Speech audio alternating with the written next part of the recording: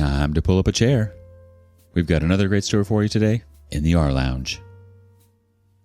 Feelings and experiences that often come about when you're mourning the death of someone loved may make you feel like you're going crazy. It can really push you to the edge. Today on R Lounge, a mother-in-law tries to keep the memory of her daughter alive in the worst of ways.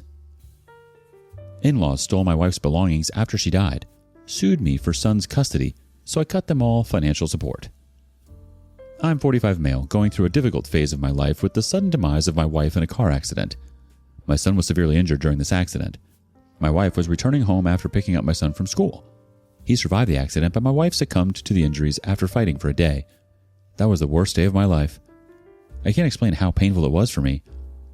I didn't even get enough time to mourn my wife's death because I had to take care of my son. The day she passed away, my son had to undergo a major limb surgery. We didn't tell him that he had lost his mother. He is 11. He kept asking about her in his subconscious mind. The doctor asked us not to share any bad news with him because that might affect his brain.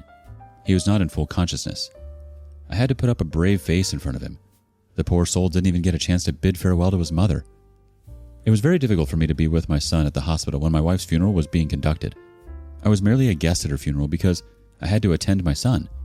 My in-laws took charge of the funeral and I let them do so. I gave them the check to cover the expenses. I'm sorry to bore you guys with elaborate details. I've been through this enough. I lost my wife. My son just barely survived it.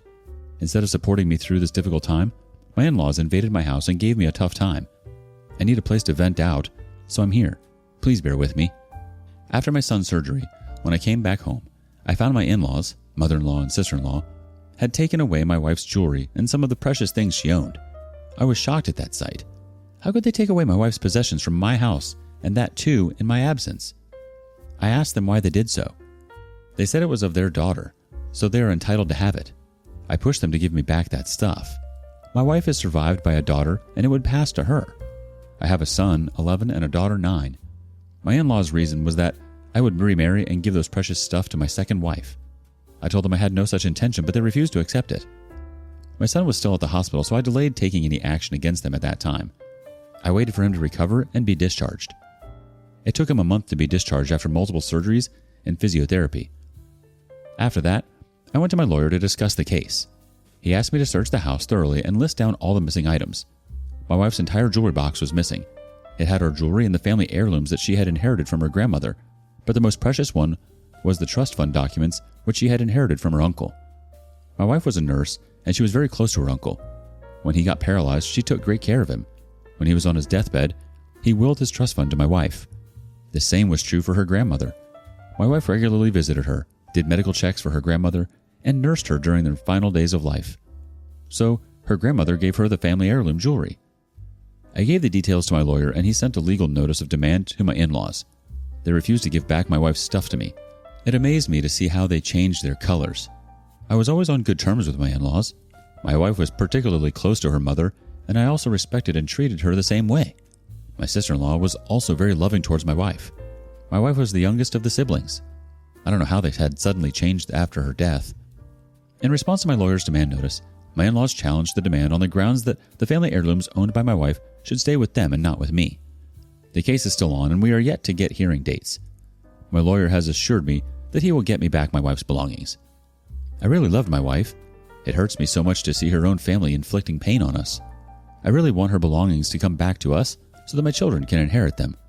I don't know how good are my chances. My friends are skeptical about this. They say that my in-laws have a valid point that I might remarry and give my wife's belongings to my new wife. I don't know if the court considers that point while giving the judgment. How can they assume something which is not yet done? Currently, my mental state is very pathetic. It is already so difficult to come to terms that I have lost my loving wife. Fighting a legal battle at this time is so much more stressful. And on top of all these, I have 2 small children who had lost their mother. It is very difficult for them to move on. I can never match the love and compassion which my wife had, but I'm trying my best to be a good father. I hope I come out stronger from this situation. I'm so sorry for your loss, OP. My deepest condolences for the loss of your beloved wife. It's a really cruel thing to even be thinking about or suggesting that your mind and heart aren't already moving on from your wife by considering remarrying. It's like your in-laws and friends aren't validating your grief, and I apologize on their behalf. You have every right to be feeling how you are. There's no right or wrong way to grieve. People grieve in different ways. It seems like your in-laws want something to try to keep the memory of her close to them, and somehow this jewelry does that. But that doesn't mean what they're doing doesn't have an effect on you. Update 1. It's not easy being a single dad. It is indeed very difficult to juggle work and my fatherly duties. During my son's stay at the hospital, I was completely off from my work. Thank God my business partner and my senior employees were able to sail the boat in my absence. Even after my son's recovery, it has been difficult. It's not only about the household chores, the children need me more than ever. I had to give them enough emotional support to overcome the loss. It was particularly very difficult for my son to accept the reality because he didn't even get to attend his mother's funeral. Also, he blames himself for the accident. He said that he was being chatty with his mother and distracted her from focusing on driving. I'm taking them to therapy to help them recover from this emotional loss. Even after my demand notice, my in-laws did not return my wife's asset, and instead decided to go to court. Mother-in-law called me and said she holds no malice against me. She just wants to ensure that her daughter's possessions don't go to the wrong people. I asked her in the absence of my wife, who is the right owner of that stuff. I thought she would say my children, but instead she named my sister-in-law. How on earth is my sister-in-law the right owner in my wife's absence? She said she didn't want to hurt me, but she was forced to go to court because I was not understanding her point. I said it was fine by me and let the court decide the rightful owner. On the occasion of Thanksgiving week, my children were upset and missed their mother terribly. Mother-in-law called me to invite me to Thanksgiving dinner with the children. I didn't want to meet them, but I didn't want to rip off my children's happiness.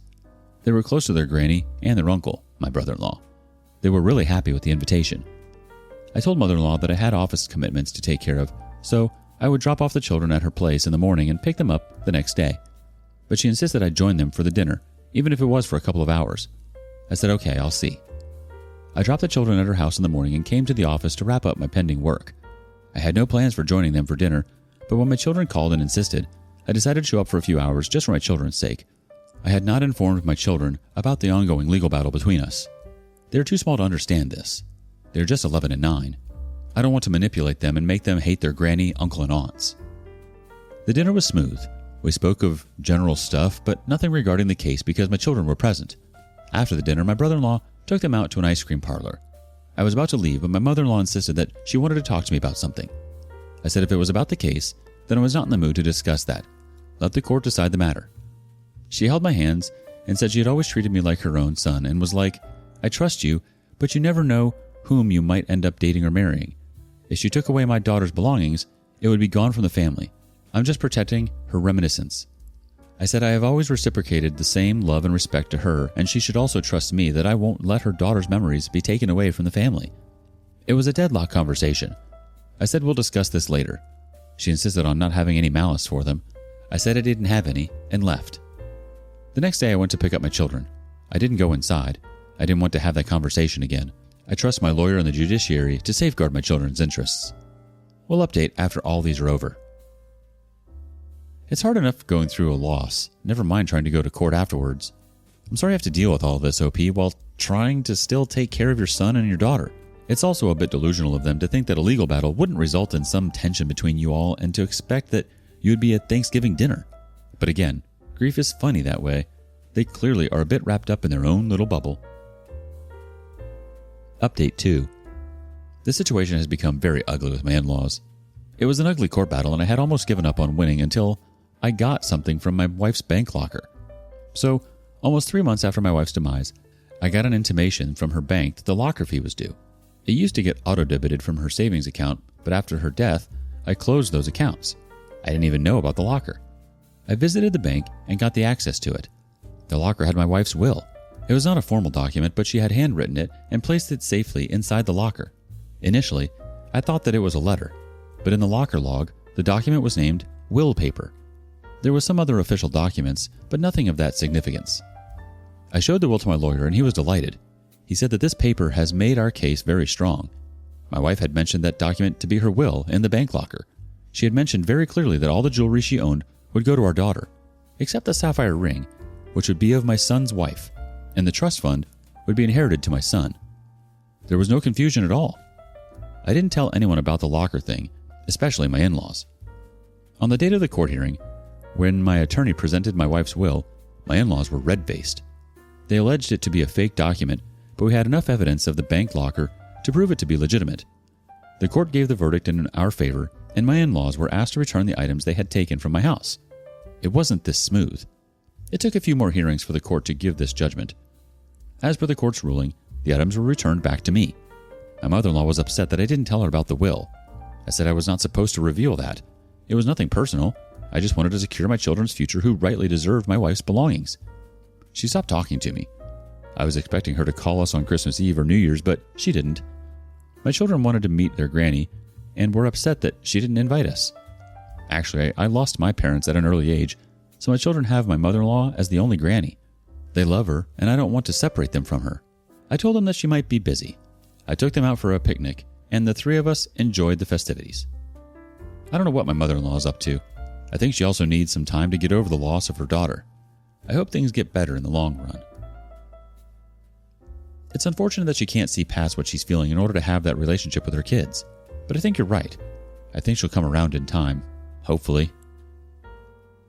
Update 3. Guys, it's not getting any better. The situation is going further downhill. It was only a month later of the court verdict that my mother-in-law again sent a notice claiming the custody of my children. Can you believe this? She wanted the custody of my children. On what basis? She claimed that I was not taking good care of them, not giving them time, leaving them alone at the house, neglecting them, and whatnot. After the papers reached me, my mother-in-law called me. I was just so annoyed by her call. I picked up the call to see what she had to say. She gave her classic dialogue. Please don't have any malice for us. We are doing this just to safeguard our grandchildren's interests. They are in their development years and need to be taken care of. They can't be left alone in the house for such long hours. I said if their intentions are genuine, they can volunteer to take care of my children without the custody. She had no answer, just ifs and buts. I said I was done with them, and now whatever we discuss, it would be through our attorney. She started sobbing that I was being rude and mean to her. I said I was in the best of my behavior after what she had said to me. She was saying something, but I hung up the call. I rushed to my lawyer.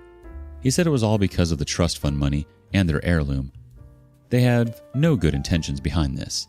He asked me not to indulge in any separate talks with them. All the conversation should happen through him. I won't get the details of the legal war to defend my children's custody, but it took me more than 4 months to win the case. It was very draining. I had to tell my children about the custody battle because their statement was supposed to be recorded to prove that I was not negligent. I had to take them in confidence. They are confused and angry that their granny wants to separate them from dad. I have not told them the reason. They would hate her. I just told them that granny was accusing me of being a bad father and that I was not taking good care of them, which was the official claim. They gave the statement against her claims and testified that I was doing my best as a single parent.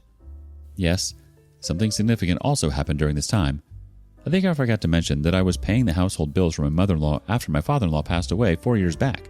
Yes, I was paying her bills all these months while she was busy backstabbing me with the legal suits. While my father-in-law was alive, he used to get a pension. He was a government employee, but after he passed away, the pension stopped. He didn't have substantial wealth apart from the house, so my wife took the responsibility of taking care of my mother. My brother-in-law and sister-in-law are also there, but they didn't volunteer. I continued to honor my wife's commitment after her death and continued to pay for my mother-in-law's household bills. When she dragged me to court a second time, and this time for custody of my children, I stopped being a saint and cut off the monthly bills I was paying for her. That was like stepping on a tiger's tail. She came down hunting for me. She never appreciated that I took her responsibility despite her daughter being gone, but when I stopped it, she was furious. She called me mean. Her point was that I had my wife's trust fund and all her jewelry, so I was responsible for taking care of her. Really? Does this make sense to any of you? I said I was done giving the freebies and getting nothing in return. She pledged to take away my kids and destroy me. She was under the delusion that she would get custody of my children, yet I would continue to pay the child support and her household bills. Just wow! I told her she could do whatever she wanted, but I would not let my kids slip into her hands. It was such a relief for me and my children when I finally won the custody battle. My children actually witnessed the trauma I had been through. They told me that they decided to cut off Granny from their life. I never wanted this to happen, but she had brought this on herself. I tried to talk them out of this and made them understand that Granny is not evil, but had a different perspective than us. They didn't buy this. In fact, they told me, "Dad, you are just too naive." Custody? Whoa, that's crossing a line. Hurt people, and that's what she's trying to do. At the same time, how could she expect you to be taking care of the bills while she was doing all of this to you. Yikes. She's out of touch with reality. I'm sorry she took it all this far, or what she literally thought the outcome was going to be. I can understand that at a certain point, it's expected to help out your family where you can. But for her to think that it was your full-fledged responsibility? That's a bit much. You're right, OP. She did this to herself. Update 4.